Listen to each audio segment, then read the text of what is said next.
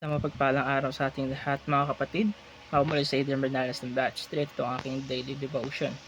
At ngayong araw, pag-uusapan natin ay wealthy but spiritual bankrupt o Elisha and Gehazi. At ang ating scripture mula sa 2 Kings chapter 5 verse 6 to 27.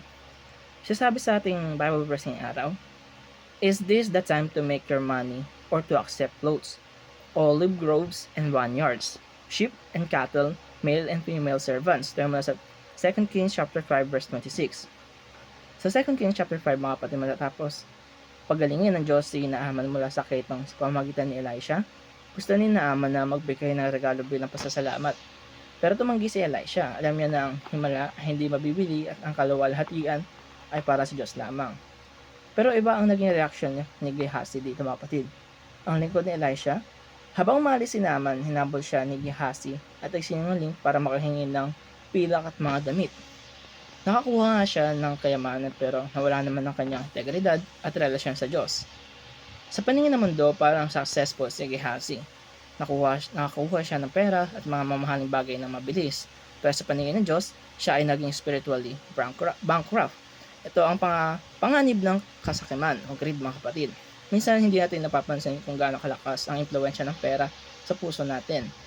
Hindi masama ang pera pero kapag ito na ang naging priority natin o ito na ang sinasamba natin, maaari itong palitan ng tiwala at pagmamahal natin sa Diyos. Si Gehazi ay malapit kay Elisha. Nakita niya ang mga himala ng Diyos, narinig niya ang mga salita ng Diyos. Pero kahit malapit siya sa ministry, hindi ibig sabihin na malapit na din ang puso niya sa Diyos. Ganon din ngayon mga kapatid. Posibleng active tayo sa church, marunong sa Bible at mukhang spiritual sa paningin ng iba. Pero sa loob ay may greed, pride o selfish ambition pa rin tayo. Ang tunay na spiritual health ay hindi nasusukat sa kung ano ang meron tayo, kundi sa kondisyon ng ating puso mga kapatid. At tanong dito ay hindi lang kung gaano tayo kayaman sa material na bagay o sa mundong ito ngayon. Ang mas mahalagang tanong ay mayaman ba tayo sa pananampalataya, karakter at relasyon natin sa Diyos? Dahil sa uli mga kapatid, mas mabuting mawala ng pagkakataong yumaman kaysa mawala ng integridad. Ang pera ay maaaring mawala at maubos, pero ang karakter at relasyon sa Diyos ay may eternal value. At kahit kailanman ay hindi matutumbasan ng kahit magkano ang pera. Kaya mga kapatid, may mga bagay ba sa buhay natin na mas pinapalagan natin ang mga pera o mga kagamitan natin o material na bagay sa mundo na ito kaysa sa relasyon natin sa Diyos.